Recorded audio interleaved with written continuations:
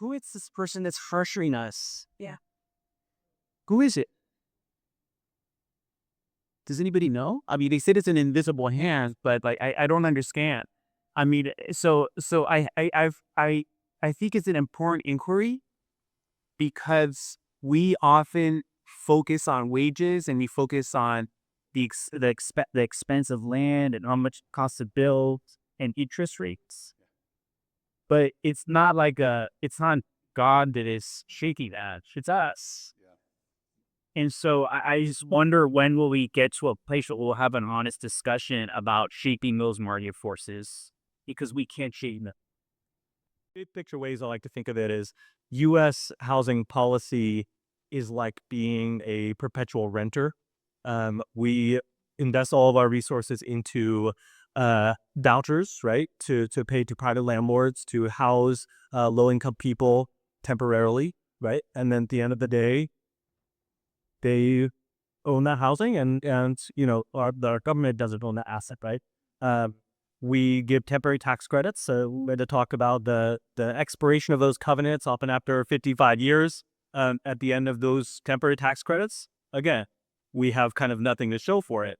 And going to other places abroad where you have permanent social housing, right? They're able to kind of build out all the housing, operate it, and use the equity from owning all this housing for the community to continue building more and more housing and financing it, right? Just like any private real estate investor would do their, large portfolio.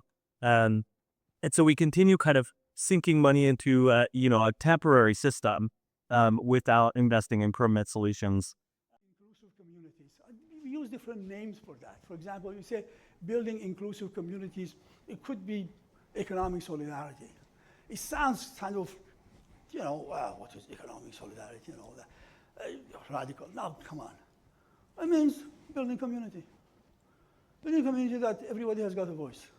Building community that serves the common good. Building the community that people for whom we make decision are part of that decision making. That is called anti-oppressive practice. I mean, the names are sort of, what is this? But the reality of it is very common.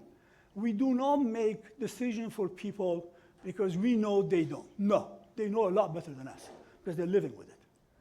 So they have to be on the table. And that doesn't come out of blue. It comes out of what? Activism in the communities, building communities, having dialogue, having that kind of opportunity created. And by the way, this is not just for an exclusive group. It's for everybody. So that takes us to another thing which we took from the Center on Budget and Policy Priorities in August 2025.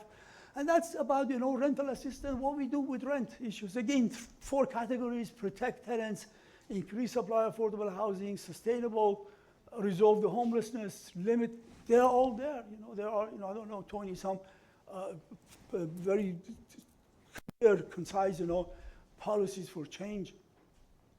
So if somebody said we don't have any, no, we have a lot. In fact, all that I am talking about, they all exist. None of them is really out of blue. But the question is that where do we get it? How do we go about it? And that takes us to how to go about it. So I honestly believe if nothing will change by treating the prevailing condition as unchangeable, then we're doomed. Why we think we can't have change? Most of the things that changed and brought a much better life here in California, in the United States, were at one point were perceived as non-doable. But people took it, went ahead with it, and it worked. So we got to really believe in what we want to do. We need to really put ourselves together and make those things happen.